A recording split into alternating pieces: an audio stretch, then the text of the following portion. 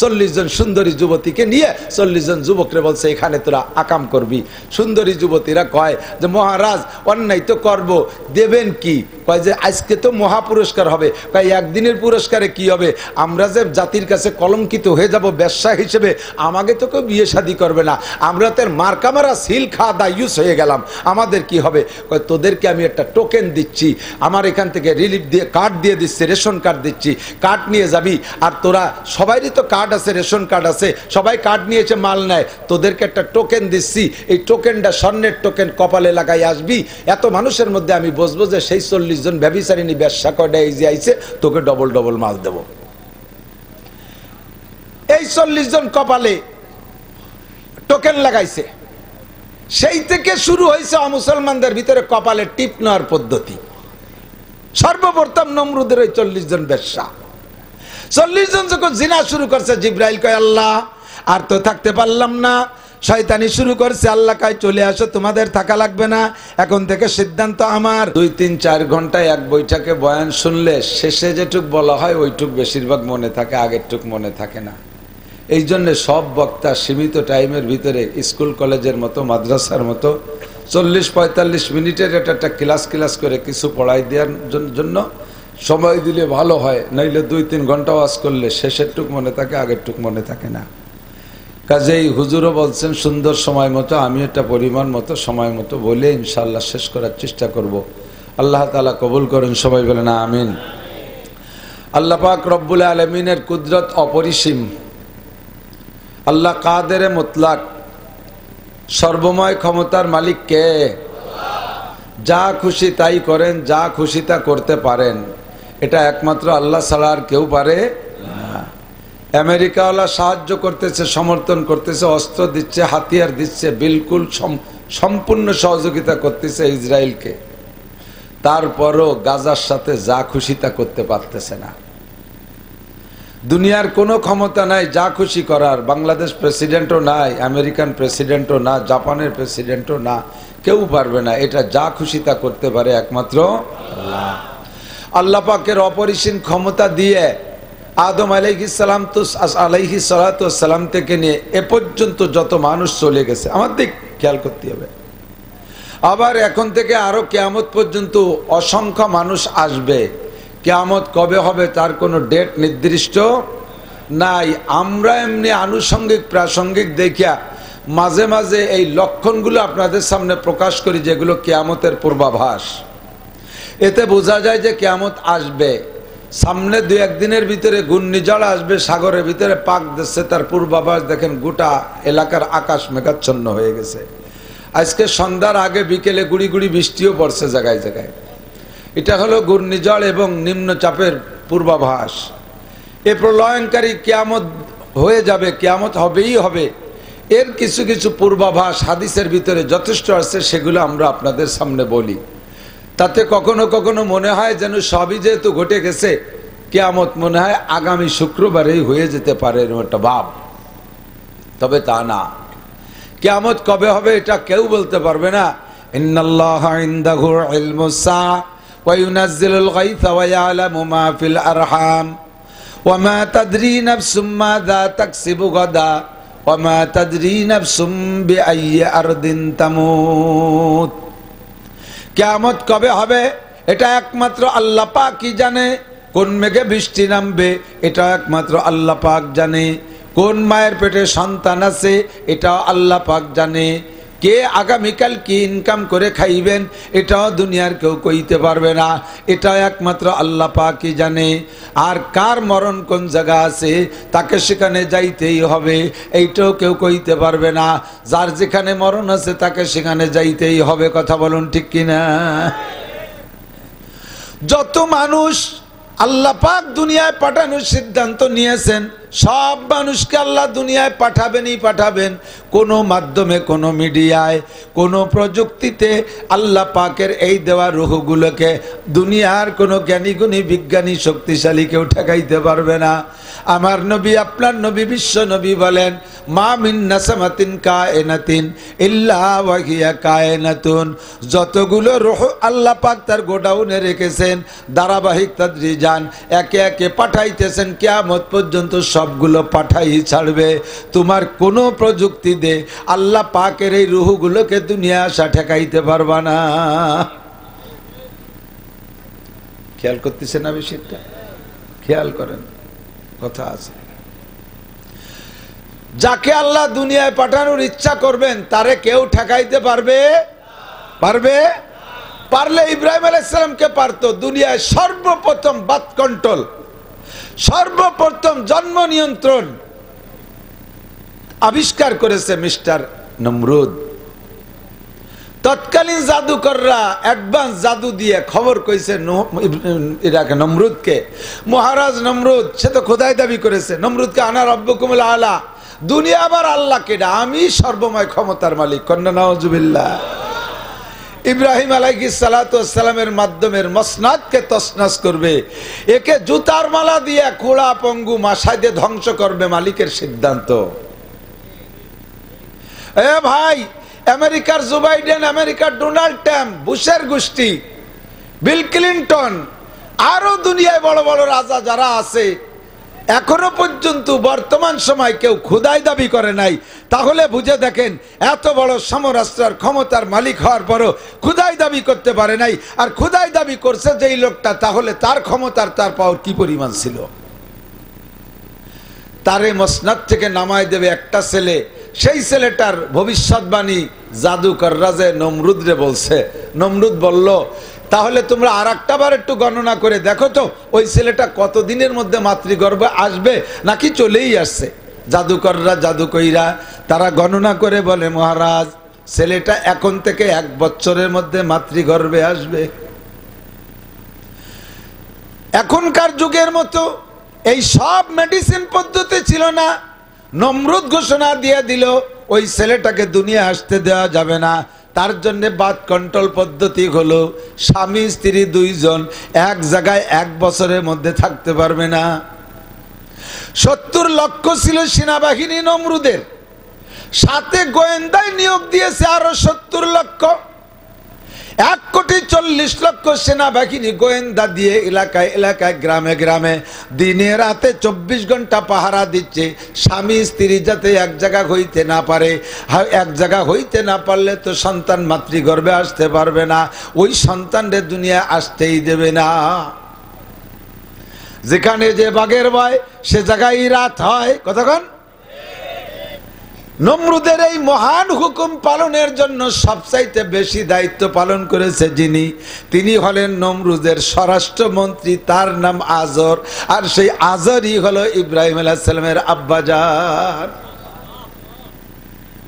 নমরুদ বললেন, আজর আজকে তুমি আমার বাড়ি ডিউটি করবা, আমি একটু ঘুমাবো, তুমি আমার অফিসে থাইকা বাড়ি থাইকে তুমি ডিউটি করবা, এখানে থেকে চতুর্দিকের খবর নিবা। আজরকে একাকে ডেকে পাঠাইছে ইব্রাহিম আলাইহিস সালামের আম্মাজান বাসায়। গভীর রাত্রে সব যখন ঘুমিয়ে গেছে, আজর একা সজাগ আছে। আল্লাহ পাক রব্বুল আলামিন কুদরতি সিস্টেমে ইব্রাহিম আলাইহিস সালামের মায়ের মধ্যে স্বামীর কাছে যাওয়ার একটা আগ্রহ তৈরি করে দিছে। স্বামীকে তো ডেকে আনতে পারছে না, নিজেই চলে গেছেন আজরের কাছে। আর নমরুদের বাসভবনে একটা কক্ষের ভিতরে 2 জনের সাক্ষাৎ মিলন হয়ে গেছে, আর গর্ভে সন্তান চলে আসছে। কন্যা আল্লাহু আকবার। ওয়ামাকারু ওয়ামাকার আল্লাহ ওয়াল্লাহু খায়রুল মাকিরিন। আমার টান নাই, গলা বসে গেছে, শ্বাসছট হয়ে গেছে। চালাকি করো, সব চালাকের সৃষ্টিকর্তা কে? মনে রাখো দুদুরা। ইব্রাহিম আলাইহিস সালাম আম্মাজান বাসায় চলে গেছে, কোনো খবর নাই কি দেখি হয়ে গেছে। দিন যায় রাত পোহায়, এমন করে যাইতে যাইতে মাস দিন পুড়ে গেছে। আল্লাহর কুদরতি সিস্টেমে মাদের পেটে, মাদের গর্ভ ধারণ করলে ধীরে ধীরে পেটটা বড় হতে থাকে। ব্যতিক্রম বডি দেখে বোঝা যায় একটানা 8-9 মাসের ভিতরে ইব্রাহিম আলাইহিস সালামের মায়ের শারীরিক গঠনের মধ্যে কোনো পরিবর্তন আসে নাই। পেটের ভিতরে বাচ্চা টের পাওয়ার উপায় নাই। সন্তান গর্ভ ধারণ করলে মাদের মাসিকের রক্ত বন্ধ হয়ে যায়, ইব্রাহিম আলাইহিস সালামের মায়ের মাসিকের রক্ত বন্ধ হয় নাই যে আজর টের পাবে। সে তো মন্ত্রী, হত্যাকারীদের ভিতরে, নিষ্ঠুর হত্যাকারীদের ভিতরে আজরও অন্যতম স্বরাষ্ট্রমন্ত্রী। দিন মাস পুড়ে গেছে, ইব্রাহিম আলাইহিস সালামের মায়ের কাছে জিবরিল আইছে। জিবরিল আলাইহিস সালাম এসে বলে, ও মহিলা, যেই সন্তানকে কেন্দ্র করে আজ 1 বছর নারী আর পুরুষ এক জায়গা হতে দেয় না নমরুদ, ওই সন্তানটা কিন্তু তোমারই পেটে লুকায়িত আছে। ইব্রাহিম আলাইহিস সালামের আম্মা জান কেঁদে পড়লেন, তাহলে এই বাচ্চাকে আমি কোথায় ডেলিভারি দেব? জিবরিল আলাইহিস সালাম বললেন, আল্লাহ পাক আমাকে অর্ডার করেছে, জান্নাত থেকে নার্স আসবে, জান্নাত থেকে ধাত্রী আসবে, জায়গা নির্দিষ্ট হয়ে গেছে কোন ক্লিনিকে ডেলিভারি হবে। চলুন আমার সাথে চলুন। আজর অফিসে চলে গেছে। ইব্রাহিম আলাইহিস সালাম হযরত ইব্রাহিম আলাইহিস সালামের মাকে নিয়া আল্লাহু আকবার সেই গন্তব্যে চলে গেছে, জঙ্গল, পাহাড়ি জঙ্গলের ভিতরে। জান্নাতি নার্সরা ইসা ডেলিভারি করাই দিয়েছে। এবার ফুটফুটে সন্তান, কেমন সন্তান? যেই সন্তানের সন্তান ইসমাইল আলাইহিস সালাতু ওয়াস সালাম, যার চেহারার ভিতরে নূরে মুহাম্মাদি সাল্লাল্লাহু আলাইহি ওয়াসাল্লাম সর্বপ্রথম দুনিয়া আবির্ভাব হবে।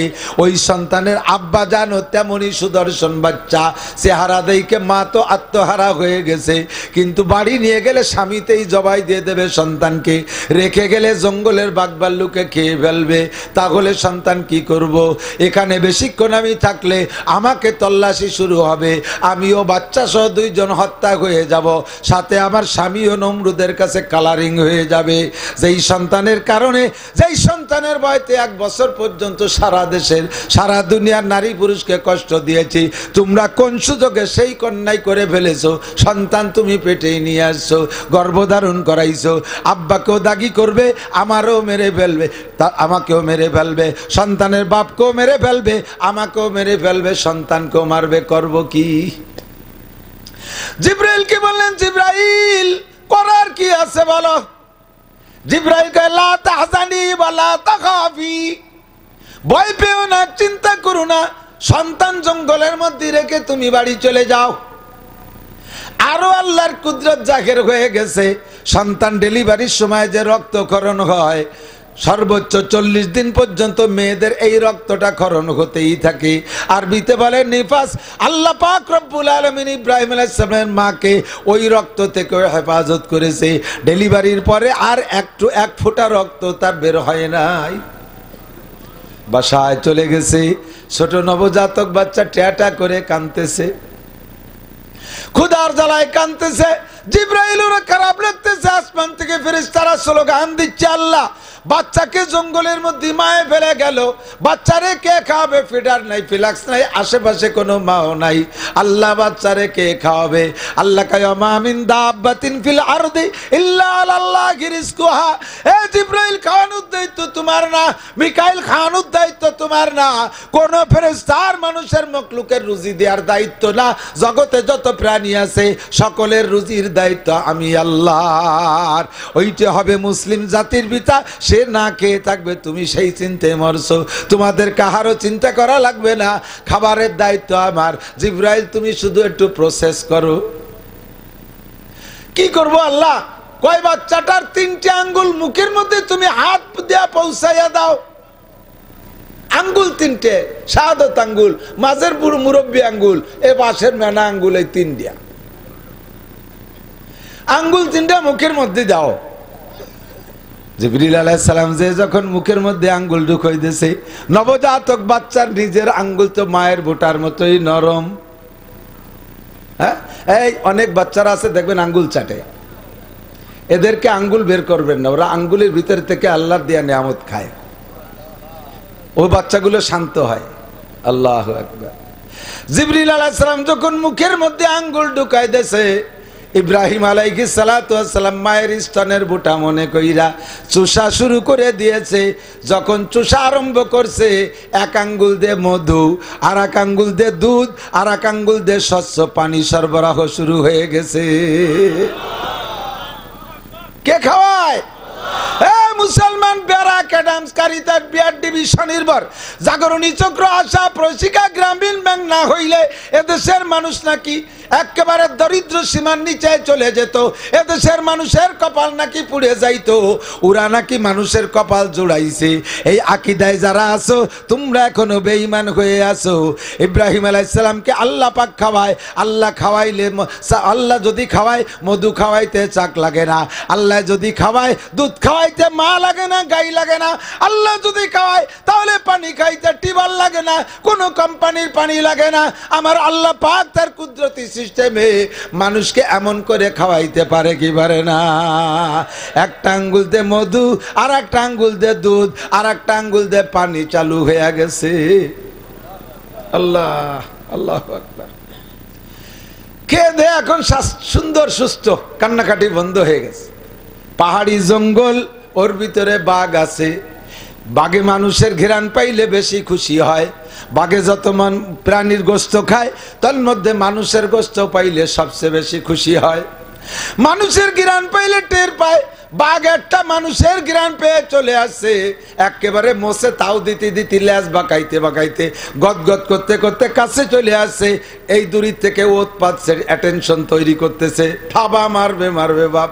এর মধ্যে আল্লাহ পাক ব্রেক করাই দিয়েছে, বাঘ আর এক কদমও সামনে বাড়বি না, কম বিজনিল্লাহ, দাঁড়াও খানে, এক কদমও বাড়বি না। আল্লাহর হুকুম না কইলে বাঘের কি বাড়ার ক্ষমতা আছে? বাঘে বাড়তে পারে নাই। এবার আল্লাহ নিষেধ করছে, বাঘ লেজ গুটাইয়া ব্যাক করছে, ফিরে চলে যাচ্ছে।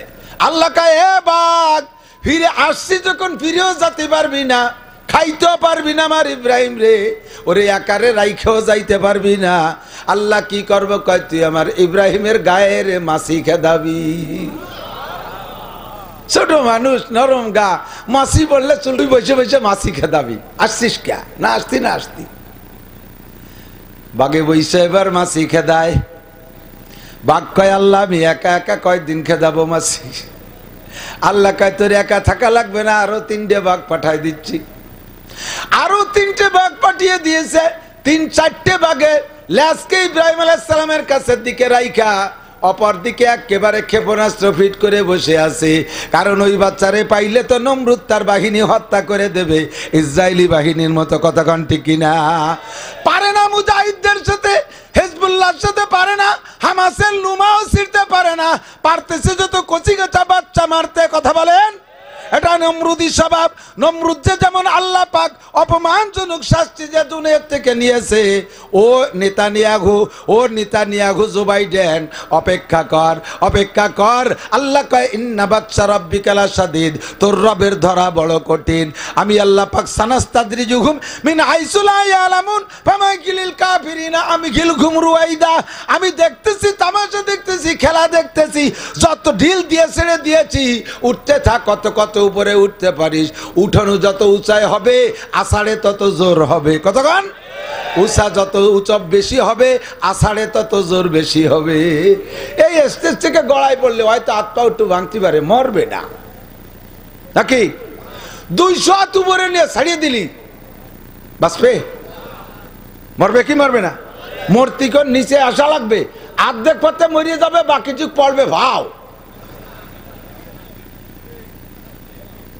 আল্লাহ কয়, ফামাকিলিল কাফিরিনা আমহিলহুম রুয়াইদা।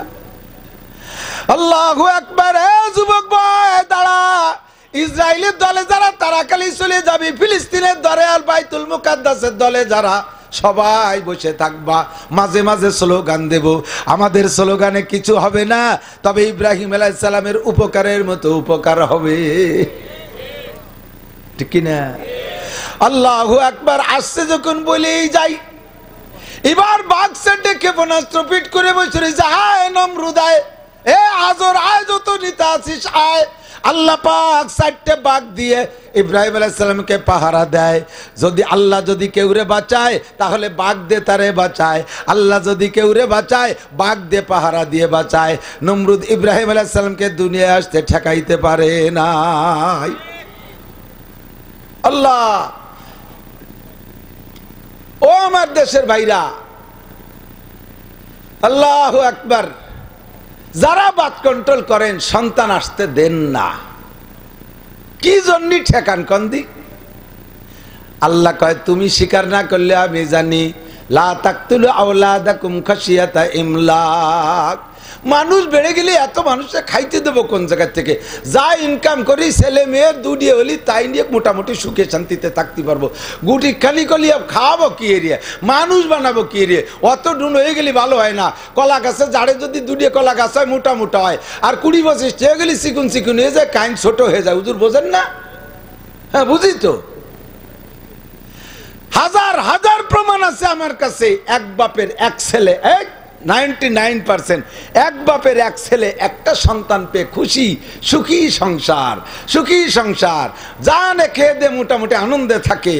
এই করতে করতে দুই বাপ বেটা বড়, ছেলে তো বড়, আস্তে আস্তে বড় হয়েছে, বাপ তো বড় আছেই। পাশের বাড়ি আলাদা 8 বাপ বেটা, 7 ছেলে 1 বাপ। আর 7টা ছেলে যখন একবারে ঝাঁকা মারিয়ে জোয়ার হয়ে যায়, তখন বুড়ো বাপেরও যৌবন ফিরে আসে খুশিতে খুশিতে। 8 বাপ বেটাই লাঠিয়াল, তোমরা 2 বাপ বেটা 8 বাপ বেটার প্রতিবেশী। এক হাত জায়গা নিয়ে আইল ঠেলাঠেলি লাগিয়ে গেছে তুমুল বাড়ি। 2 বাপ বেটা 8 বাপ বেটার সাথে লাগিয়ে গেছে। তোমরা 2 বাপ বেটা 8 বাপ বেটারে বাড়োই শোয়াই ফেলবা না? মায়ের কারা খাবে? আরে 8 বাপ বেটা খাবে না 2 বাপ বেটা খাবে? বাড়োইয়ে 2 বাপ বেটারে দুড়া সাপের মতো রাস্তায় সোজাইরে থুয়ে দিয়েছে।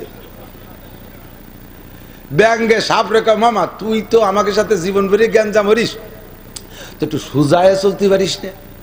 কলি সাপে মিজাজ খারাপ হয়ে গেছে। শয়তান ছিলাম চুপ করিয়া, যা কিছু খবর না। আর বাবরা ওয়াশ করতে আইছো, দেশে ব্যাঙ্গে দাবর।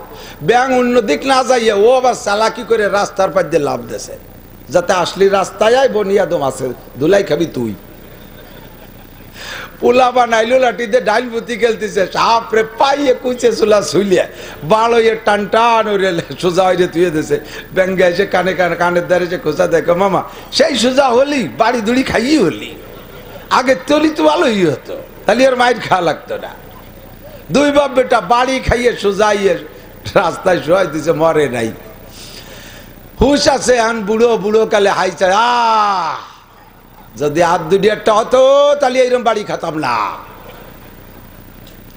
এই বুঝটা বসছো কবে? বাড়ি খাও হয়ে যাওয়ার পরে, যে সময় পার্সপাতি সব ঢিলে হয়ে গেছে, স্টার দিলে এখন পক পক করে খালি কালা ধুমো বেড়ে, সেই সময় তুমি বসছো, তোমার স্যালো মেশিন দিয়ে ধুমো বেরোচ্ছে, সেই সময় এই সময় বুঝলি কাম হবে না দোস্ত। যুবক পাগলামি করিস না। আল্লাহু আকবার। এক বাপের এক ছেলে বেশি আল্লাদি হওয়ার কারণে, আল্লাদে বড় হওয়ার কারণে বাদামি হয়, বেয়াদব হয়, উশৃঙ্খল হয়, বদমাশ হয়, অনেক অনেক দোষে দোষী হয়।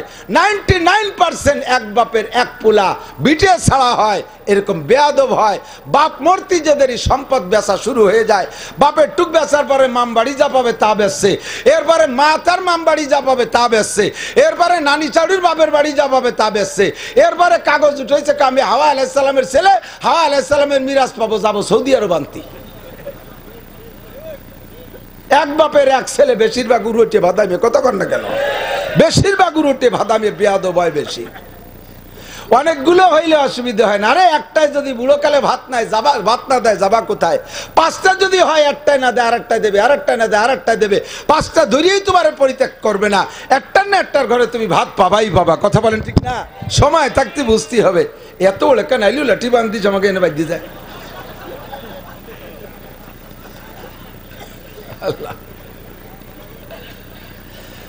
সন্তান দেনেওয়ালা কে?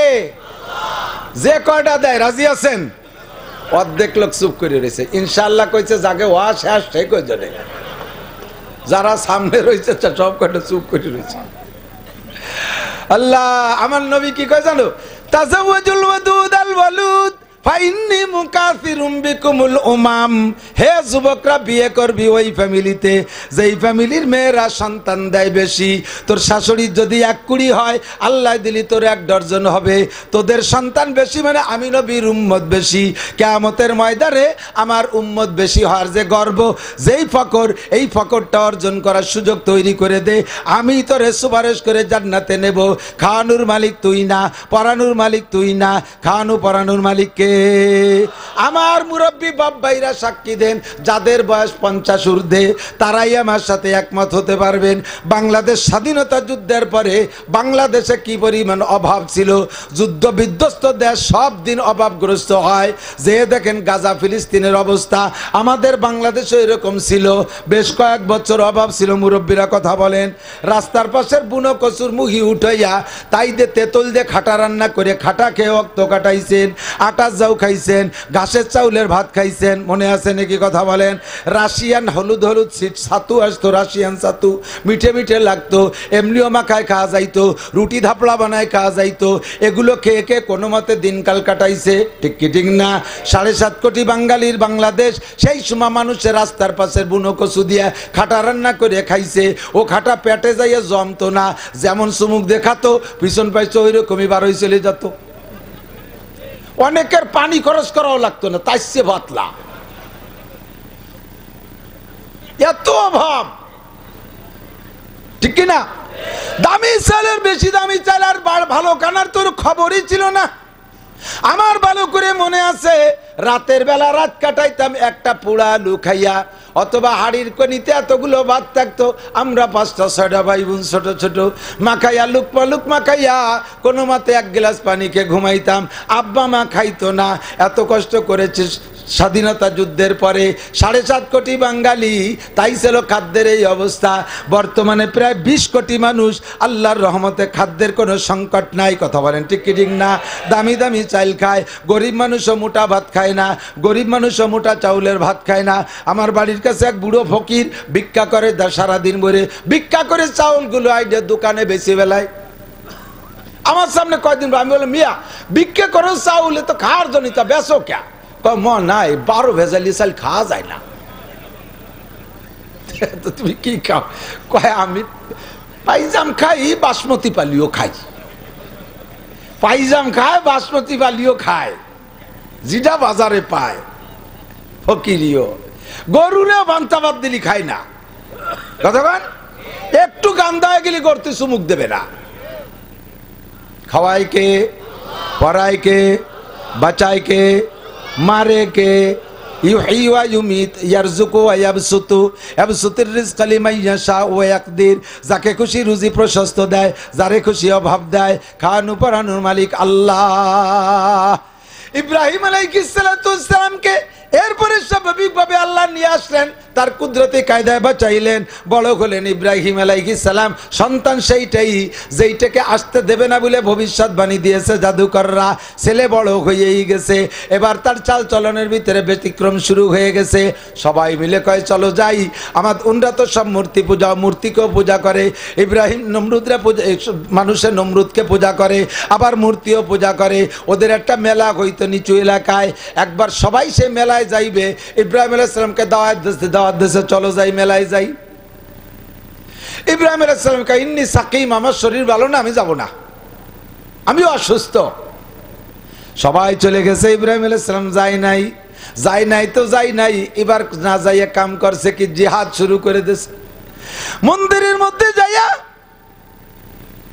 কুড়াল একখান নিয়ে যাইয়া ছোট ছোট মূর্তি যেগুলো আছে সবগুলোকে বাড়ই দূরে কুপাই কাবাই শেষ করে দিয়ে বড় মূর্তির গলায় কুড়াল খান বাঁধায় রাখছে।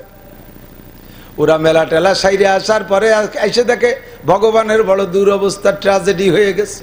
ভগবানের গোষ্ঠী শুধু বালিশ ছাড়া শুয়ে পড়ছে। এখন এই কাম কে করলো? আগের থেকে ইব্রাহিম আলাইহিস সালামের কথোপকথনের দ্বারা ওরা অনুভব করছে এই কাজটা সেই ছেলে করতে পারে। নমরুদ ডেকে নিয়ে আসছে ইব্রাহিমকে, এসে বলছে ও ইব্রাহিম, এ কাম কে করছে? ইব্রাহিম আলাইহিস সালাম বলেন বাল ফাআলাহুম কাবীরুহুম। কুরআন শরীফের আয়াত এরকম, বাল ফাআলাহুম কাবীরুহুম, ওদের বড়জন করছে।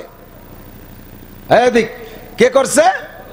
ওদের বড়জন করছে। আসলে বড়জন সুস্থ আছে এবং তার গলায় কুড়াল। বাহ্যিকভাবে বোঝা যায় মারছে তো উনি, আর দোষ দিচ্ছে মূর্তির বড় ডারে। এটা একটা মিথ্যে কথা না, কিন্তু ইব্রাহিম আলাইহিস সালাম বুঝাইতে চাইছে তাদের বড়টাই করছে, ওকে সব করে আমি বড়, আমিই করছি। অর্থ বুঝাইছে আমিই করছি, কিন্তু ওরা বলছে যে মূর্তিটি করছে। আর ওরা কইতেছে এই মূর্তিটি কি? উনি তার আগে বলছে জিজ্ঞেস করো, যা ওই যে একটা তো দাঁড়ায় রয়েছে কুড়েল গাড়ি দিয়ে, ওর কাছে জিজ্ঞেস করো কে মারছে। এখন ওরা কয় যে ওরা কি কথা কইতে পারে নাকি? পাইছে সুযোগ ইব্রাহিম আলাইহিস সালাম। আরে যে কথা বলতে পারে না, আত্মরক্ষা ক্ষমতা যার নাই, তাকে আবার পুজো করে কি লাভ? কথা বলেন ঠিক ঠিক না? যার আত্মরক্ষা ক্ষমতা যায়, নিজেরে নিজে বাঁচাতে পারে না, পিছন দিয়ে বাস বাধাই দিয়ে খাড়া হয়ে রাখা লাগে, নইলে গোড়ই পড়ে যায়, তারে পুজো করে লাভ কি? যে মায়ের খাইতে মায়ের টেকাতে পারে না, তারে পুজো করে লাভ কি? এখন লাগছে নমরুদের সাথে তুমুল লাগা, এই যেতে সেই শত্রু আইছে, দাওয়াত দিয়েছে ইব্রাহিমকে, ইব্রাহিম তুমি যদি আমাকে খোদা বলো তো বলো, নইলে কিন্তু তোমার রেহাই নাই। ইব্রাহিম আলাইহিস সালাম বলতেছে তোমারে খোদা কব কোন গুণে? নমরুদ কয় যে তোমার খোদা, তুমি যারে খোদা বলে দাবি করো, তোমার খোদার যে যে যোগ্যতা আছে সেই যোগ্যতা আমার আছে, সেই গুণে আমারে খোদা কবা। ইব্রাহিম আলাইহিস সালাম বলতেছে আমার খোদার যে গুণ আছে তাই তোমার আছে না? তো বলতেছে বলো তো ইব্রাহিম তোমার খোদার কি যোগ্যতা আছে? ইব্রাহিম আলাইহিস সালাম বলছেন আমার খোদার যোগ্যতা হলো ইউহয়ী ওয়া ইউমীত, বাঁচাইতেও পারে মারতেও, কথা কয় না, বাঁচাইতেও পারে, বাঁচাইতেও পারে কে? নমরুদ। কোন দেবদেবী, 33 কোটি দেবদেবী, নমরুদ, কারুন, ফিরাউন, হামান, সাদ্দাত, কেউ? একমাত্র কে? নমরুদ আবাল। ও কয় যে আনা ইয়া উমিত, আমিও তো মারতে বাঁচাতে পারি। ইব্রাহিম আলাইহিস সালামের চোখ বড় গেছে, আল্লাহ এ গাদা তো বড় বেকায়দা গাদা, এ তো মারা বাঁচাই বোঝে না। তো ইব্রাহিম আলাইহিস সালাম ঠিক আছে, তো তুমি মারি বাঁচাই দেখাও। নমরুদ হুকুম দিয়ে জেলখানাতে দুটো কয়েদি আনছে, যাদের সম্পর্কে রায় হয়ে গেছে, একটা যাবজ্জীবন আর একটা ফাঁসি, আগেই রায় হয়ে গেছে। শুনছে যে এদের দুইজনের কার রায় কি? এটা বেঁচে থাকবে যাবজ্জীবন, জেলখানার থেকে আমরণ কারাদণ্ড, জেলখানাতে মরিয়ে বেরোবে, আর এদের হলে আগামীকাল ফাঁসি দিতে হবে। তাহলে একটার জন্য মরা অবধারিত, আর একটার বেঁচে থাকা অবধারিত। যেটার মরা অবধারিত কালকে তারা ফাঁসি দেবে, তারে কয় যা তুই বেকসুর খালাস, তোরে ছাড়ি দিলাম, বাঁচাই দিলাম। আর যে যাবজ্জীবন কারাদণ্ড বেঁচে থাকবে তারে ধরে জবাই দিয়েছে।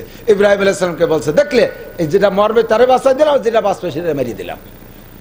ইব্রাহিম আলাইহিস সালাম কয় খবিস, তুই তো মরা বাঁচাও বুঝিস না, কাজেই তোরে এই মুগুরি হবে না। কুকুর যেমন মুগুর তেমন, কতক্ষণ কুকুর যেমন মুগুর তেমন, সেই রকম মুগুরি দিতে হবে, সেই মুগুরির ব্যবস্থা কয়।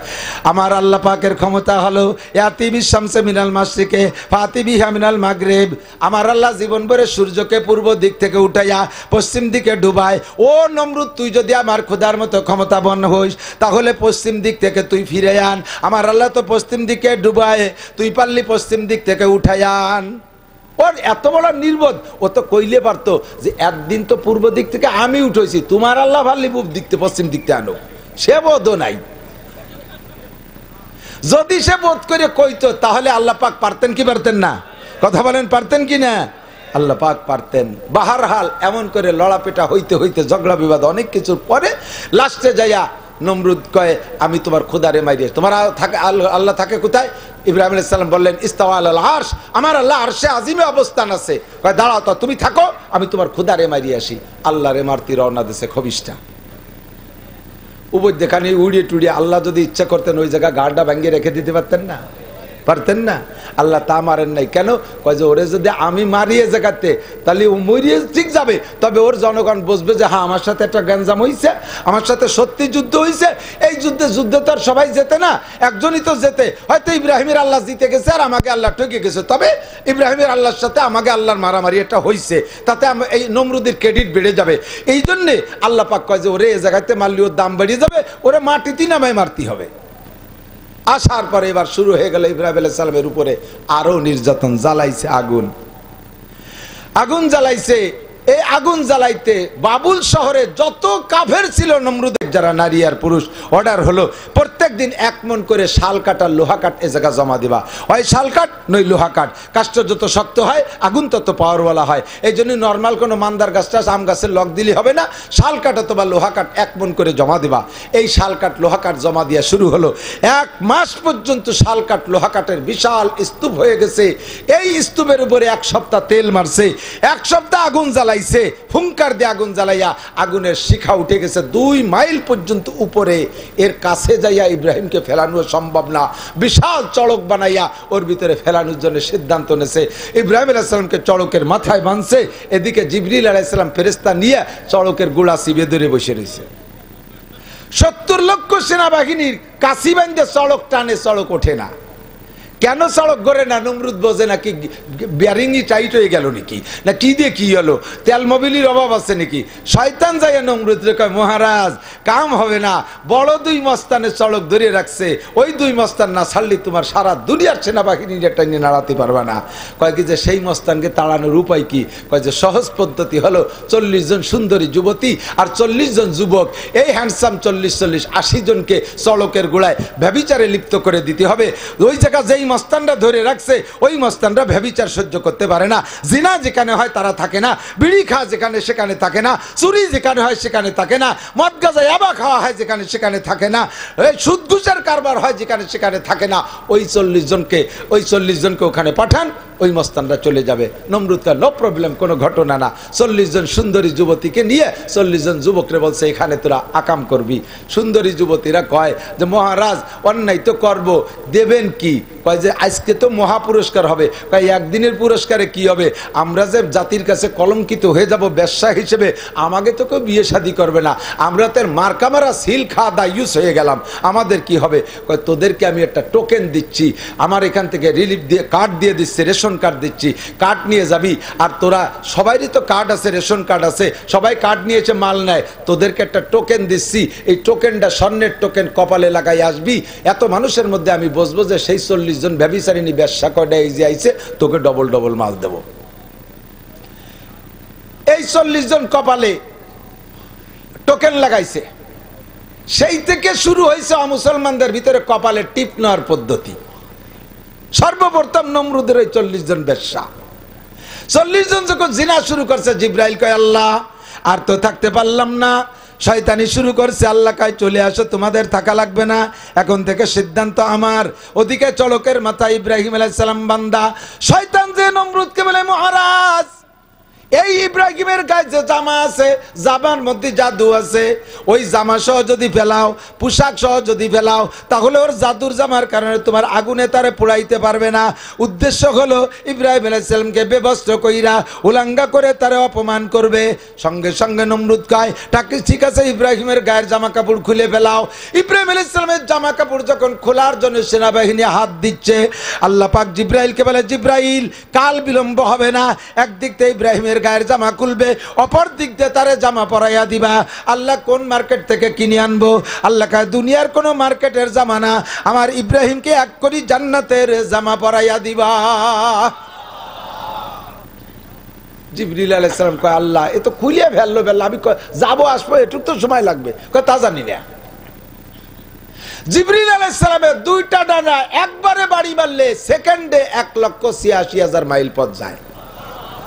জিব্রাইল কয় জীবনে যে কয়বার 600 ডানা ব্যবহার করছি, তার ভিতরে আজকে একদিন যে ওর ইব্রাহিম আলাইহিস সালামের জামা খুলিয়ে শেষ করার আগে আগে জান্নাত থেকে জামা আনতে হবে। আবার খাট একখান নিয়ে আসতে কইছে যে আগুনের মধ্যে জান্নাতের খাট দিবি, ওর ওই চলার উপরে বসতে পারবে না। জান্নাতের খাট আইনা ভিতরে দিয়ে সঙ্গে সঙ্গে জামা পরাই দিয়েছে। কন্যা সুবহানাল্লাহ। ওই জামা সহ ভিতরে ফেলাইছে। এক তো জান্নাতি জামায় আগুন ধরবে না, সাথে সাথে আল্লাহ পাক বললেন কুলনা ইয়া নারু কুনি বারদাও ওয়া সালামান আলা ইব্রাহিম। আমি বললাম হে আগুন ঠান্ডা হয়ে যাও, আমার ইব্রাহিমের জন্য শান্তিদায়ক ঠান্ডা হয়ে যাও।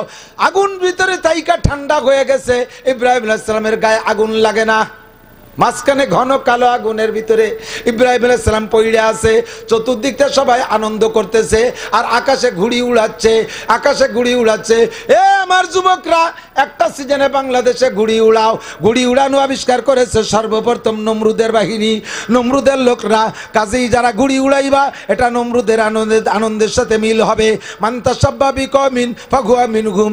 যার সাথে যার মিল হবে তার সাথে তার হাসর হবে। যে সকল মহিলারা কপালে টিপ নেবে নমরুদের ওই 40 বেশ্যাদের সাদৃশ্য হওয়ার কারণে তাদের সাথে তাদেরকে জাহান্নামে পাঠানো হবে। পরে তোমার আমলের বদৌলতে জান্নাতে গেলেও প্রথম চান্সে তুমি এই কারণে জাহান্নামে পড়বা। ওরা ঘুড়ি উড়ায়, ইব্রাহিম আলাইহিস সালাম মাঝখানে বসা। জিবরিল আলাইহিস সালাম জিজ্ঞেস করতেছে কষ্ট হচ্ছে না তো? আল্লাহ আপনার কাছে আমি জিজ্ঞেস করছি কি? জিবরিল আলাইহিস সালাম ইব্রাহিম আলাইহিস সালামের কাছে জিজ্ঞেস করতেছে। এইভাবেই আমি যেভাবে জিজ্ঞেস করছি এইভাবে, তাতে আপনারা যখন বলছেন না ইব্রাহিম আলাইহিস সালাম কেন কষ্ট, আগুন কো আগুন জায়গায় আছে, এমন জোরে বিস্ফোরণ করছে আগুনে ওই আগুনে 50 মাইলের মধ্যে যা ছিল সব পুরাই সরকার করে দিয়েছে। ইব্রাহিম আলাইহিস সালাম মাঝখানে বসেই আছে। আগুনের এই বিকট চেহারা দেখা একটা ব্যাঙ, ফেরেশতারা তো কাঁদতেছেই যে মনে করছে পুড়িয়ে গেছে, একটা ব্যাঙ বলতেছে আল্লাহ আমি কি আগুন নিভানোর জন্য চেষ্টা করব? আল্লাহ কয় পাগল, আগুন দেখছিস তুই, ওই তুই কি দিয়ে নিভাতে পারবি? তোর কাছে দমকল আছে, ফায়ার সার্ভিস আছে, কি দিয়ে তুই এত বড় আগুনের কাছে যাবি? 1 মাইলের ভিতরে আগুনের 1 মাইলের মধ্যে কাছে যার কোনো শক্তি নাই কারো। ব্যঙ্গে কয় আল্লাহ পারবো না, নিভাতে পারবো না, ঠিক আছে, কিন্তু পক্ষপাতিত্ব তো করতে পারবো ইব্রাহিমের। তুমি যদি আমারে অর্ডার করো যে আরব সাগরের সব পানি সেচে ফেলা, আমার কাছে তো দমকল নাই, আমি কি দিয়ে শেষবো? তবে আমার চেষ্টা তো করতে হবে। আমি পেট ভরে খাইয়ে উপরে নেবো, মিয়ে থুয়ে জড়িয়ে যাবো, পেট ভরে খাইয়ে উপরে পেশাব করে ডালি থুয়ে যাবো, আবার খাবো আবার ডালবো, এভাবে তো আমি চেষ্টা করতে পারি। হ্যাঁ এভাবে পারিস। ব্যাঙ্গে কয় আল্লাহ তাহলে আমি চেষ্টা করি। সাগরে যায় পেট ভরে পানি খাইয়া, পরিমাণ মতো টাইম অপেক্ষা করছে, পেটের পানি সব পেশাব হয়ে গেছে। দূরের থেকে জাম কইরা 3 বার পেশাব করে দিয়েছে। ওই পেশাব, এই ব্যাঙ্গের পেশাব যত শক্তির সাথে মারুক না কেন, এ তো আর আমেরিকার ক্ষেপণাস্ত্র না যে 20 মাইল দূরে যে পড়বে। 1 থেকে 1.5 হাত দূরে গেছে, আগুনের কাছেও যাই নেই, আগুনের কাছেও নেই। আগুনেরও ক্ষতি হয় নাই, ইব্রাহিম আলাইহিস সালামের উপকার হয় নাই, কিন্তু ব্যাং 3 বার পেশাব করে দিয়েছে। আল্লাহ পাক রব্বুল আলামিন কয় ব্যাং তুই আমার ইব্রাহিমের পক্ষপাতিত্ব করার কারণে 3 বার পেশাব করছিস, তোরে 3টে পুরস্কার দিলাম।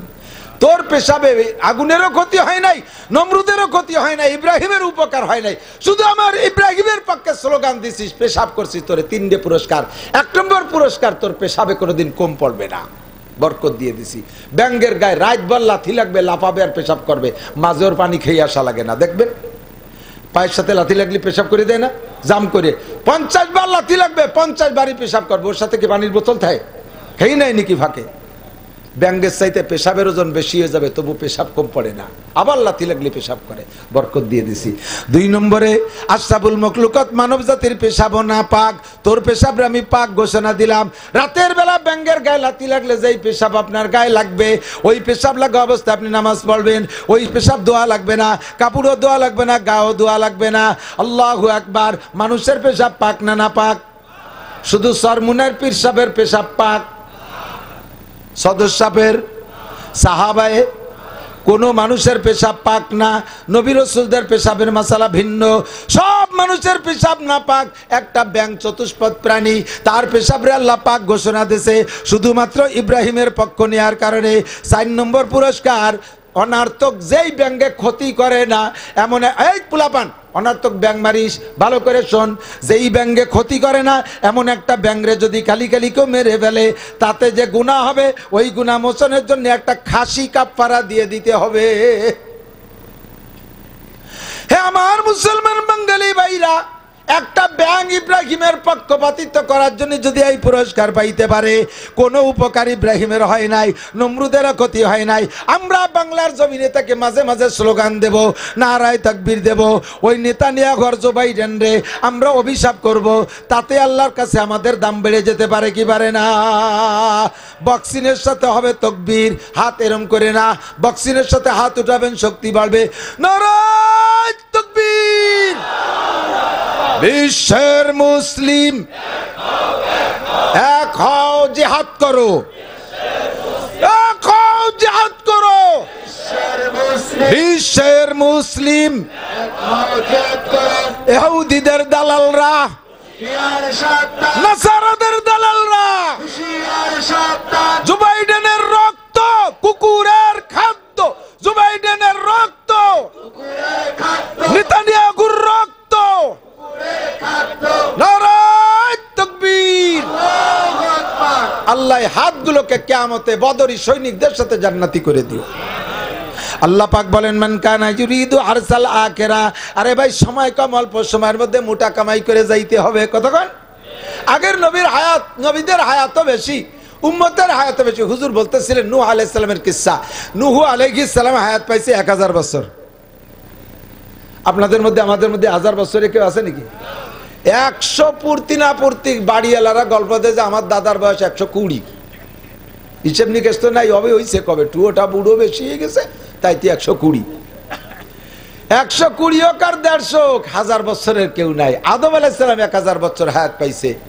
সাদ্দাত নাম শুনছেন না? বেহেশতে বানানো সাদ্দাত।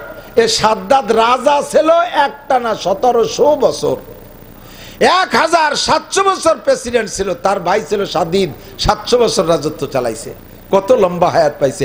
আমাদের হায়াত তার সামনে কি? হুজুর বলেন হায়াত উম্মতি বাইনা 60 ওয়া 70, আমার উম্মতের হায়াত 60 থেকে 70-এর মাঝামাঝি। এর মধ্যে আমার সব উম্মতি বেশিরভাগ চলে যায় 60 থেকে 70-এর মাঝামাঝি। কতক্ষণ ঠিক না?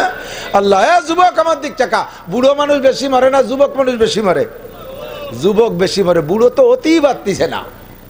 যা 2 সাইডে বেশি বুড়ো হয়ে বারান্দায় পড়ে গেছে তা মরেও না, বাঁচেও না, উজোও না, বাইটেও না। এত জ্বালালি খতম পড়ায় তবুও মরে না, গাই ধরে রয়েছে পড়ে। রাস্তায় যুবক গেছে টপ টপ করে পড়ে যাচ্ছে, মোটর সাইকেলে যুবক অ্যাক্সিডেন্ট, গাড়িতে যুবক অ্যাক্সিডেন্ট, ট্রাকে যুবক অ্যাক্সিডেন্ট, নদীতে যুবক মারছে যুবক অ্যাক্সিডেন্ট করে, সন্ত্রাসে মারছে যুবকরে মারছে, জন্ডিস ইত্যাদি ইত্যাদি প্রচুর পরিমাণ রোগ যুবকদের। হাসপাতালে আইজো গেছি, হাসপাতাল ভরা যুবক রোগী বেশি, বুড়ো রোগী 2-4 জন, যুবকরাই মরে বেশি। হায়াত পরিপূর্ণ পাবা না। 60-70-এর মাঝামাঝি অল্প সময়ের ভিতরে বেশি ইনকাম করে যেতে হবে। আল্লাহ পাক সহজে ব্যবস্থা দিয়েছে। মান কানা ইউরিদু হারসাল আখিরা, যদি কেউ আখিরাতের হায়াত, আখিরাতের ক্ষেত্রে চাষ করতে চায়, যদি কেউ আখিরাতের ক্ষেত যদি কেউ আখিরাতের ক্ষেত চাষ করতে চায়। আখিরাতের ক্ষেত কোন জায়গা? মকসদপুর বিলি, মুসনাদডাঙ্গা, কোন জায়গা? আখিরাতের ক্ষেত সব জায়গা। আখিরাতের ক্ষেত আপনার মাথার মধ্যে আখিরাতের খ্যাত, চোখের মধ্যে আখিরাতের খ্যাত, ঠোঁটের মধ্যে আখিরাতের খ্যাত, হাতের মধ্যে আখিরাতের খ্যাত, বডির মধ্যে আখিরাতের খ্যাত, সংসারে আখিরাতের খ্যাত, স্কুল কলেজ ইউনিভার্সিটিতে আখিরাতের খ্যাত, আপনার ইরির খেতে আখিরাতের খ্যাত, মাছের পুকুরির মধ্যে আখিরাতের খ্যাত, সব জায়গা আখিরাতের খ্যাত। আপনি যদি আখিরাতের খ্যাতকে চাষ করতে চান, আল্লাহ পাক বলেন মান কানা ইউরিদু হারসাল আখিরা নাজিদ লাহু ফি হারসিহি, পরিশ্রম করবা কম, আখিরাতের ক্ষেতে পরিশ্রম করবা কম, তোমারে পারিশ্রমিক দেব বেশি, ডিউটি করবা কম, বেতন পাবা বেশি, ইবাদত করবা কম, নেকি পাবা বেশি, বন্দেগি করবা কম, সওয়াব পাবা বেশি। ও বান্দা তুমি কাজ করবা কম, তুমি পারিশ্রমিক পাবা বেশি। আখিরাতের ক্ষেতের মধ্যে এই বরকত।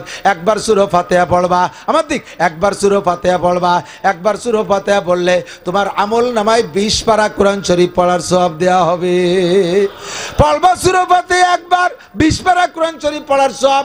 একবার সূরা ইখলাস পড়বেন, 10 পারা কোরআন শরীফ পড়ার সওয়াব পাইবেন। জোরে কন্না সুবহানাল্লাহ। কোনো সন্দেহ নাই, বিলকুল সন্দেহ নাই। একবার পড়ে বেলাই বিসমিল্লাহির রহমানির রহিম, কুল হুয়াল্লাহু আহাদ আল্লাহুস সামাদ লাম ইয়ালিদ ওয়া লাম ইউলাদ ওয়া লাম ইয়াকুল লাহু কুফুয়ান আহাদ। আল্লাহর কসম 10 পারা কোরআন শরীফ পড়ার নেকি পেয়ে গেছেন। সূরা ইয়াসিন একবার পড়বেন, আপনার আমলনামায় 10 খতম কোরআন শরীফ পড়ার সওয়াব দেওয়া হবে। ফজরের নামাজের পরে আউযু বিল্লাহি সামিউল আলিম মিনাশ শাইতানির রাজিম 3 বার পড়া ওয়াল্লাহুল্লাযী লা ইলাহা ইল্লাহু, তবে মাঝে বিসমিল্লাহ পড়বেন না। ওয়াল্লাহুল্লাযী পড়তে আউযু বিল্লাহি সামিউল আলিম মিনাশ শাইতানির রাজিমের পরে বিসমিল্লাহ নাই, 3 বার আউযু বিল্লাহি সামিউল আলিম পড়ার পরে এরপরে হুয়াল্লাহুল্লাযী লা ইলাহা ইল্লাহু আলিমুল গায়বি ওয়াশ শাহাদা। এই 3 আয়াত যদি আপনি পড়েন ফজর থেকে নিয়ে সন্ধ্যা পর্যন্ত 70,000 ফেরেশতা আপনার জন্য ইস্তেগফার করে, আপনার আমলনামায় নেকি লিখতে থাকে। মাগরিবের নামাজের পর পড়বেন, আবার ফজর পর্যন্ত আপনার আমলনামায় 70,000 ফেরেশতা নেকি লিখতে থাকে, আপনার পক্ষে ইস্তেগফার করতে থাকে। অল্প ইবাদত বেশি নেকি। মসজিদে যে জামাতে নামাজ পড়বেন, আমার দিক তাকান, নামাজ পড়বেন কোন জায়গা? জোর হলো না? দোকানে, ইরির খেতে, মাছের পুকুরি, হ্যাঁ মসজিদে। আমি কইছি যে জায়গা ভর্তি তা আপনারা সে জায়গা বলবেনই না, মসজিদই বলবেন সবাই, ঠিক তো? কেন বলবেন? আপনার সুরকিরাত কিচ্ছু হয় না কাকা। শুনবো 2-1জনের শুনবো। আলহামদুলিল্লাহ শুনতে যে গালে প্যারালাইসিস হয়ে যাবে। একজন আইসে 3 চিল্লে দিয়ে, এত বড় 3-এর কেতাই দিয়ে পাগড়ি একটা বান্দা, ফাঁকে আবার দিল্লি গেছিল নিজামুদ্দিন যে ঘুরে আইছে। আসার পরে বললেন কাকা একামত দেন। আল্লাহু আকবার, আল্লাহু আকবার, আশহাদু আন্নাল্লাহা ইল্লাল্লাহ, আশহাদু আন্নাল্লাহা ইল্লাল্লাহ, আয়ুলাতের সালা, আয়ুলাতের সালা, আয়ুলাতের ফালা, আয়ুলাতের ফালা, কত কাদামি সালা, কত কাদামি সালা, আল্লাহু আকবার, আল্লাহু লা ইলাহা ইল্লাল্লাহ।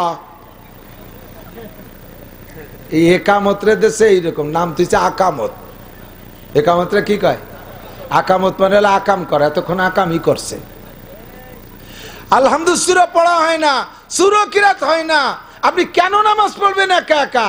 মসজিদে যেয়ে মান কানা ফি সালাতি ইমামুন ফাকিরাতুল ইমাম লাহু কিরাতুন, যার নামাজে ইমাম আছে তার ইমামের কিরাতি কিরাত। আমাদের হানাফি মাযহাবের মাসআলা, মুসল্লিদের ইমামের পিছনে সূরা ফাতিহা পড়া লাগবে, জোর হলো না? লাগবে। কোন ইমামের পিছনে নামাজ পড়লে ইমাম জোরে পড়ুক আর আস্তে পড়ুক সূরা ফাতিহা পড়া লাগবে না। কতক্ষণ? আমিন জোরে না আস্তে? আরো জোরে? আমি কই জোরে, কয় আস্তে? হ্যাঁ আস্তে। আমিন জোরে না আস্তে? আস্তে। তো ইমামের পিছনে সূরা ফাতিহা পড়া যদি না লাগে, কিরাত পড়া না লাগে, তাহলে আমার কিরাতের ভুল চুকিতে বেঁচে গেলাম না? ফাঁকে আপনি জামাতে নামাজ পড়বেন, এক রাকাতে 527 রাকাত, এক ওয়াক্তের বিনিময়ে 527 ওয়াক্তের নেকি পাবেন। সৌদি আরব ঘুরিয়ে এসে আমার বাংলাদেশি কিছু ভাইরা, ওরা সৌদি আরবের আইসে পয়সা করে নিয়ে এসে বাংলাদেশে মসজিদ বানানো শুরু করছে। এই মসজিদের মধ্যে বিটি গিয়ে একটা জায়গা রাখতেছে, মহিলারা জুমার নামাজ পড়বে, মহিলারা ওক্তীয় নামাজ পড়বে, মসজিদে মহিলা ঈদের নামাজ পড়বে। কোথায় দেখছো? কয় সৌদি আরব দেখছি। সৌদি আরব আর বাংলাদেশ? সৌদি আরবে হজের দিন মিনাত আরাফাতের থেকে মাগরিবের আজান হলে 1 কোটি হাজি রওনা দেয়। ইরানি, মিশরি, পাকিস্তানি সুন্দরী সুন্দরী যুবতী মেয়েরা মুখ খোলা হজের জন্য হাঁটতেছে। পুরুষে নারীতে এভাবে ঠেলাঠেলি ধাক্কা ধাক্কি, কত গাদাগাদি। 3 কিলোমিটার পথ যাইতে 3 ঘন্টা লাগে, 1 কদমও হাঁটা লাগে না। শুধু পড়িয়ে না গেলি হয়, দাঁড়ায় থাকবেন, স্রোতের গতিতে চলতে থাকবেন। এত ঘন করে নারী আর পুরুষ যাচ্ছে। ওই চলার পথে একটা পুরুষের মনে এই নারীর দিকে তাকানোর ইচ্ছা হয় না, নারীদের গায়ে হাত দেওয়ার ইচ্ছা হয় না, একজন নারীর ভিতরে এই শখ হয় না। 3-4-5 কিলো যাওয়ার পরে 11 কিলোমিটার হাঁটা লাগে মুজদালিফা পর্যন্ত। মাঝে পাহাড়ের গায়ে নারীরা, যুবতী মেয়েরা মৌমাছির মতো পড়ে রয়েছে, কষ্টে ঘুমাই গেছে। একটা পুরুষও তাদের দিকে ফিরে তাকায় না। সেই দেশের সাথে তোমার বাংলাদেশ মসজিদের ছাদে বসে জিনা করে, মেহরাবের ভিতরে মেম্বারের আড়ালে বসে জিনা করে, ইমাম সাহেবরে দড়িয়ে বাড়িয়ে লাগে, মুয়াজ্জিনরে বাড়িয়ে লাগে, মুসল্লিরে বাড়িয়ে লাগে। সেই দেশে তুমি বিটিকে মসজিদে যাওয়ার অনুমতি দিচ্ছ। তোমার মসজিদ যদি হয় বাগানের ভিতরে, বউ যদি ঈশার নামাজ পড়তে যায়। বাংলাদেশের শিয়েল তো চেনো না, দো পাইয়ে গাঁজা খা শিয়েল। কথা কন না কে? দো পাইয়ে গাঁজা খা শিয়েলে দড়িয়ে নিয়ে যাবে, তারপরে এসে কান্দে মরবি, নিয়ে গেছে শিয়েলে। তোর দাঁত ফেলাই দেবো শয়তান। তোরে এই বিটিকে নামাজ পড়া মসজিদ বানাতে কইছে কোন চোর? তোরে সৌদি আরব পাঠাইছি কি এই মশলা আনতি? তোরে সৌদি আরব পাঠাইছি, যাবি উট দুম্বা ঘোড়া গাদা বেড়া মেড়া সরাইয়া কয়টা টাকা আনবি, মুকশেদপুর বাজারে মুসলার বাজারে একটু দোকানপাট করিয়ে খাবি। তোরে এই জন্যই পাঠাই। তুই এই মশলা আনতি কেন গেলি? আহমদ শফি সাহেব 40 বার হজ করছে, মুফতি আব্দুল গফফার সাহেব 40 বার হজ করছে, যাত্রাবাড়ির হুজুর 50 বার হজ করছে, আরো কতবার উমরা করছে, আমরা কতবার করছি। আমরা আলেম উলামা যাইয়া এই সমস্ত বিতর্কিত মসলা আনলাম না, তুই আনলি কে? তারাবির নামাজ নিয়েছে 8 রাকাত। আল্লাহু আকবার। কোন মসজিদে 8 রাকাত পাইছিস? তুই হেরেম শরীফের মক্কার কাবার মসজিদের মসজিদে নববীতে সে জায়গা যে দেখবি 20 রাকাত। তো সে জায়গাতে 20 রাকাত আনতে পারলি না, হতে 101 মসজিদে 8 রাকাত দিয়ে বাড়িয়েছিস। আমরা নামাজ পড়বো মসজিদে, কথা বলেন কোন জায়গা? মহিলারা পড়বে ঘরের ভিতরে। মহিলারা যত নির্জনে নামাজ পড়বে তাদের নামাজের নেকি তত বেশি। পুরুষরা যত ওপেন ফিল্ডে নামাজ পড়বে তাদের নামাজের নেকি তত বেশি। 1 ওয়াক্ত নামাজ জামাতের সাথে মসজিদে পড়বেন, 527 ওয়াক্তের নেকি পাইবেন। মান কানা ইউরিদু হারসাল আখিরা নাজিদ লাহু ফি হারসিহি ওয়া মান কানা ইউরিদু হারসাদ দুনিয়া নুতিহি মিনহা ওয়া মা লাহু ফিল আখিরাতি মিন নসিব। আর যে ব্যক্তি দুনিয়ার ক্ষেত চাষ করে, অর্থাৎ দুনিয়া পাইতে চায়, আখিরাতকে বিলকুল ভুলে যে দুনিয়ায় তার উদ্দেশ্য, দুনিয়াই তার কামনা, দুনিয়াই তার লোভ, ওই লোকটাকে আল্লাহ পাক বলেন ওমা লাহু ফিল আখিরাতি মিন নসিব। এদিক তাকান, যাকে আল্লাহ তাআলা আখিরাত দেবেন বেশি বেশি, তারে দুনিয়া দেবে না এরকম কিন্তু কোনো কথা নাই।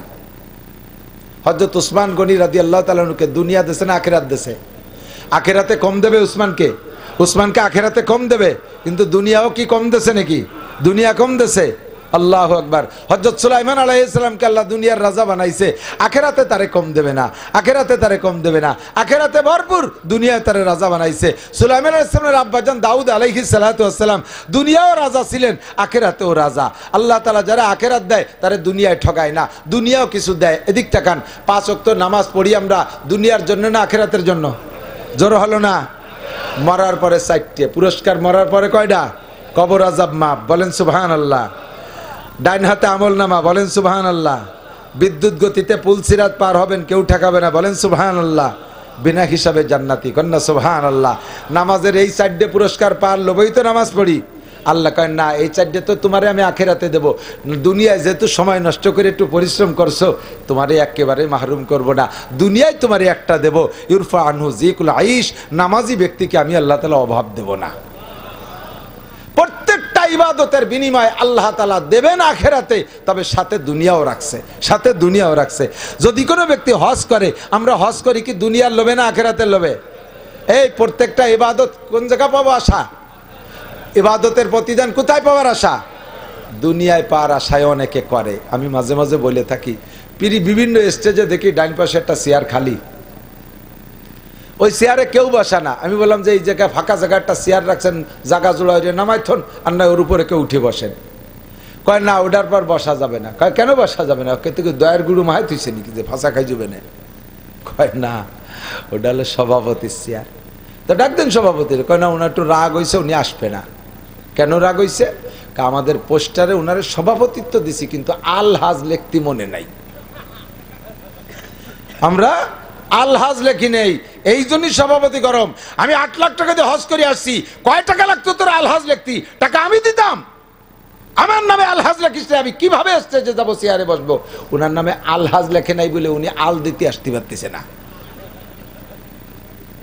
এই হজকে উনি আল্লাহর জন্যই করছে না আলহাজের জন্যই করছে? মানুষের জন্য, মানুষের কাছে প্রশংসা পাওয়ার জন্য। জিজ্ঞেস করলাম, কাকা আগে তো নামাজ পড়তেন না, এখন যে নামাজ পড়েন? কয় বুড়োকালে নামাজ না পড়লে মানসি কি কয়? তাহলে এই নামাজ কি আল্লাহর জন্য না মানুষের জন্যে? এর নাম হলো শিরিক ফিল ইবাদত, এতে কোনো বেনিফিট নাই। আপনি তো দাড়ি রাখতেন না, দাড়ি রাখলেন কবে? কয় সেদিনকে নাতি নাতনি জ্বালায় সে দাড়ি না রেখে পারলাম না। তাহলে এই দাড়ি তুমি আল্লাহ আল্লাহ রসুলের জন্য রাখো না, রাখছো নাতি নাতনির জন্য। কথা কন না কেন? এই সেদিনকে আমাকে জামিয়াতুস সুন্নাহর হুজুর বলে গেল, মানুষ মারা যাওয়ার পরে 4 দিনের দিন মিলাদ নাই, তুই এই 4টে গরু জবাই দিয়ে শোয়াই দিলি কেন? কয় শুনছি তো, বুঝিও, একেবারে একটু কিছু না করলে মানসি কি কয়? 4টে গরু খাইছো, আল্লাহর কসম একটা নেকিও পাবা না, কারণ এই 4টে গরু খাইছো আল্লাহর জন্য না, মানসি কি কয় সেই কথা মুখ বন্ধ করার জন্য। অমকের ছেলে, অমকের ছেলেরা, অমক মারা গেল, তার তাগড়া তাগড়া ছেলেকে 4-4টে ছেলে আছে, বাপে 200 বিঘে জমি রেখে গেছে, এত বড় দালান কোঠা রেখে গেল, ছেলেগুলো এত বড় নেমো খারাপ, বাপের নামে 1 ফুট নুন ভাত কেউ খাওয়ালো না, মানসি কি কবে? এই ভয়তে 4 গরু জবাই দিছি, গরুও খাওয়া হয়ে যাবে, ফাঁকে তোমরা কয়বা বেটা কোনো নেকি পাবা না। যা ইবাদত করবো কার জন্য? আল্লাহর জন্য। দান করব কার জন্য? জোর হলো না? অনেকে আছে, আমি 10,000 টাকা দিলাম, হুজুর একটা বার আমার নাম করলো না, যাওয়ার সময় বড় হুজুর রেড সিগন্যাল দিয়ে গেছে, যাইয়ে দেখেন আগামীবার দিবানি জম্মেদ দিয়া। 10,000 টাকা দিছি, আমার নামটা একটু কইল না। আপনি কি 10,000 টাকা নেকির জন্য দিয়েছেন না নামের জন্য? কথা কন না। কি জন্য দিয়েছেন? নামের জন্য না নেকির জন্য? নামের জন্য না নেকির জন্য? কোন মসজিদ বানাইয়া মসজিদের গায়ে নিজস্ব নামে নেম প্লেট হবে না, মাদ্রাসা করে দিয়ে মাদ্রাসার নামে আমাদের ফ্যামিলির কার নেম প্লেট হবে না, ও জায়গায় সাইনবোর্ডে আমাদের নাম হবে না, তাহলে ওই নামের ভিতর দিয়ে কেটে যাবে, কোনো নেকি আপনি পাবেন না। এর নাম রিয়া। এর নাম কি? রিয়া। কথা বুঝে আসছে না? আমি ওয়াজ করতেছি সুন্দর ওয়াজ, মনে মনে লোভ আছে যে নামার পরে মানুষে বলবে, আমার কানে উড়িয়ে উড়িয়ে আসবে, মানুষই বলবে হুজুর আজকে ফাটাফাটি ওয়াজ করছে, দারুণ ওয়াজ করছে, গর্ব, সারা বিশ্ব বিখ্যাত হুজুর, এইটুক কবে আমার একটু ভালো ঠেকবে। এই ভালো ঠেকার জন্য যদি আমি ওয়াজ করি, আমারও যে আপনারা হিদায়ত পাবেন, আমি একটা নেকিও পাবো না, আমার জন্য জাহান্নাম অবধারিত। আমার এই রিয়ার কারণে আমার সব আমল বাতিল হয়ে যাবে। ওয়ালা ইউশরিক বিইবাদাতি রাব্বিহি আহাদা। নামাজ পড়বো আল্লাহর জন্য, রোজা রাখবো আল্লাহর জন্য, হজ করবো আল্লাহর জন্য, যাকাত দেবো আল্লাহর জন্য, হজের প্রতিদান আখিরাতে পাবো। দুনিয়া আল্লাহ তাআলা রেখেছেন, যে ব্যক্তি হজ আর উমরা করে মরণকাল পর্যন্ত তার অভাব হয় না। কন্যা সুবহানাল্লাহ। যে ব্যক্তি যাকাত দেয়, ইজাদু কি বলে, আর যাকাতু ইউনমিল মাল, যাকাতের প্রতিদান আখিরাতে পাবো। তবে আল্লাহ তাআলা যাকাত দাতাকে দুনিয়ায় মাল বাড়ায় দেয়। আমাদের দেশে মৌসুমি ফসল আছে না, এদিক তাকান, ইরি পেঁয়াজ লাগায়নি কে? দিক পেঁয়াজ লাগায় না, না ইরি আছে তো, ইরি ধান আছে না, ইরি ধান আছে। এই ইরি ধানের ওসর, ইরি ধানের পিছনে খরচ বেশি, 40 ভাগের 1 ভাগ এটা আপনি খাইতে পারবেন না, এটা আপনার জন্য জায়েজ নেই। ও জায়গা 40 মণ 50 মণ হওয়া লাগবে না, 1 কেজিও যদি আপনার খেতে ইরি ধান হয়, তার 40 ভাগের 1 ভাগ গরিবকে দিতে হবে, আপনি খেতে পারবেন না, ওইটা আপনার জন্য জায়েজ নেই। আমি নিজেই গরিব, তাও খাতি পারবা না, তোমার বুড়ি ফসল 40 ভাগের 1 ভাগ আরেকজনকে দিতে হবে। আমাদের দেশেতে মাদ্রাসাওয়ালারা কালেকশনে যায়, ওরে বিরক্ত হয় গাড়িতে, হুজুরি জ্বালায় কুলো থুতি পাতিছি নে, ধানের আগাইতে হুজুর বার হইছে, কয়দিন ওষুধ কয়দিন আগে ওষুধ খাতে একটা হুজুর পাই নেই, হুজুর দিয়ে বলে ওষুধ খাবে, তা বলে পাই নেই। আর এখন ধানের আগাইতে হুজুর বালাইছে, বেলা ওঠার আগে 40 দল রাগের আগে সাইডে সিটে দান দিছে, তালবে আলিম সিটে দান নিয়ে মুখখান বেজার হইয়া চলে গেছে। আল্লাহ কয় ঠিক আছে, রাগ করিস না, আগামী বছর খেলা হবে। আগামী বছর ইরি ধান কাটিয়ে নিয়ে আসছে, মলন বলছে যেখানে ধান হবে 50 মণ, সেখানে সিটি হয়েছে 45 মণ, ধান হয়েছে 5 মণ। লম্বাটা হা আল্লাহ সর্বনাশ করছে, সর্বনাশ করছে। আল্লাহ তুমি এইরকম মাইর কেন দিলি? আল্লাহ কয় কি সিটে দিলি কিরম লাগে এটা বুঝানোর জন্য দিছি। গতবার আমার মাদ্রাসায় সিটে দান দিছিলি, মনে আছে? আমার ফকিরি হাতে চিটে দান দিছি, মাইটনে দান, খেড়িও দান, আগাইলিয়ে দান দিছিস, কল করিয়ে টনটনে ধান দিবি, দিয়ে খোটা দিতে পারবি না। সম্পদের মালিক কে? আল্লাহ। সম্পদ আল্লাহ যে কোনো মুহূর্তে কেড়ে নিয়ে যেতে পারে কি পারে না? আমি যেখানে যা করব দান করবেন আল্লাহর হস্তে, মান জাবিল হাসানা ফালাহু আশরু আমসালিহা। দুনিয়ায় আপনাকে 10 গুণ দেবে, একে 10 গুণ দেবে, আর আখেরাতে ওয়ালাদাইনা মাজিদ। আল্লাহ কয় আখেরাতে জান্নাতে যাইতে যত লাগে তত দেব, যত লাগে তত দেব। এই প্রাণপ্রিয় মাদ্রাসা, ভাই আমার প্রাণপ্রিয় মকসেদপুরবাসীরা, মুসনাবাসীরা, এদিক থাকেন আশপাশ থেকে যারাই আসছেন, সরফুল মাকানে বিল মাকিন। আপনাদের এই গ্রামে ডাক্তার, ইঞ্জিনিয়ার, মকসেদপুর দিয়ে তো পুলিশের বড় বড় officer, Nuruzzaman sir, Moniruzzaman sir, আরও বড় বড় পুলিশের অনেক অফিসার আছে। এই গ্রামে যত যারা থাকেন না কেন, যত বড় অফিসার থাকেন না কেন, গ্রামের নামকে সারা বাংলাদেশের কাছে পৌঁছাইতে পারেন নাই। আমি তো আজকে আসার আগে মুসনারে খাতায় 2-3 বার মোতালা করে মুখস্থ করে বেরোইছি। মুসনা মোটে মনেই থাকে না, খালি কলার মুসা এই মনে ওঠে। এই মুসনা মুখস্থতে আমার জানটা শেষ হয়ে গেছে। আজকে থেকে নিয়ে সারা পৃথিবীতে মুসনা পৌঁছে গেছে। এই যে দেখেন না টাওয়াররা, এর ভিতরে লাইভে ওয়াজ দেওয়া আছে। এখনই আমার শ্রোতা আমেরিকায় বসে আছে বাঙালি, আমার শ্রোতা জাপানে বসে বয়ান শুনতেছে, আমার শ্রোতা ইটালি, অস্ট্রেলিয়া বয়ান শুনতেছে। আজকে রাত্রে আমেরিকা, এই সারা পৃথিবীর গায়ে মুসনা পৌঁছে গেছে, অন্য কোনো মাধ্যমে নয়, একমাত্র মাদ্রাসার মাধ্যমে। মাদ্রাসা আছে তো মাহফিল আছে। আমার দেখে পরানটা ঠান্ডা হয়ে গেছে। জুনাইনা, হাদিকা, কেমন যেন দুনিয়ার একটা জান্নাতের অংশ। কত সুন্দর গাছপালা, ফল ফ্রুটের বাগান, কুল বাগান দেখলে দিল ঠান্ডা হয়ে যায়। ভিতরে ঘরগুলো কত সুন্দর, সামনে ফুল বাগান কত সুন্দর। দুনিয়ার কোনো জেনারেল প্রতিষ্ঠানের ভিতরে যাইয়া এই প্রশান্তি অনুভব করতে পারবেন না। কথা বলেন ঠিক কি ঠিক না? স্কুল কলেজে যাবেন, ছেলে মেয়েদের উশৃঙ্খল উগ্র ভাব দেখলেই পরাণের ভিতরে আতঙ্ক যে আল্লাহ, ওরা আবার 2 দলে মারামারি যদি লাগে যায় রাইফেল কাটা বন্দুক নিয়ে, তালি তো গুলি একটা আমারও লেগে যেতে পারে। আর এর ভিতরে জীবন ভরে শুয়ে থাকবেন, কোনোদিন একটা কুলুকের গাইও খাবেন না ইনশাআল্লাহ। এত নিরাপদ জায়গা, শান্তির জায়গা। সীমা ঘুমপি উজুহিম মিন আসারিস সুজুদ, ওদের চেহারার ভিতরে সিজদার নূর চমকায়। তারা কোরআন পড়ে, হাদিস পড়ে। আমার জিন্দেগির যত অর্জন আছে, সব অর্জনগুলো আল্লাহর রহমতে মাদ্রাসার থেকে। আল্লাহ পাক আমারে যথেষ্ট তৌফিক দিয়েছে। আমি নিতান্ত গরিব বাপের ছেলে। গতকাল আমার ছেলে শ্বশুর বিয়েই আমারে বলতেছে, বিয়ে আপনার যে ঘর বাড়ি জায়গা জমি তাওই সাহেবের কাছ থেকে কটটুক পাইছেন? আমি বললাম আমি আমার আব্বার 1 ইঞ্চি জমিও আল্লাহর কসম ব্যবহার করি না। আছে আলো 2.5-3 কাঠা, তা ছোট 2 বাইরে ছেড়ে দিছি। আর একখান ফুটো টিনও পাই নেই। পাইছি 1 বস্তা দোয়া। আব্বা আমারে পরাণ ভরে দোয়া দিছে। সেই দোয়ার কারণে বাংলাদেশের সর্বশ্রেষ্ঠ খানা আর সর্বোত্তম ইনকাম আল্লাহ তাআলা আমার হাতে দিয়ে দিয়েছে।